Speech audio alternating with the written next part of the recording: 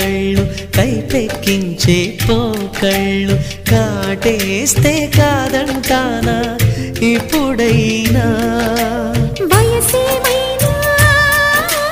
సొగసేమైనా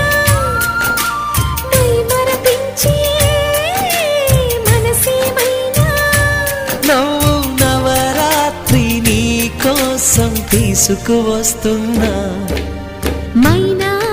ఏమైనావే మన్మథ మాసం అయినా ఎంతైనా ఇది మెత్తని మోసం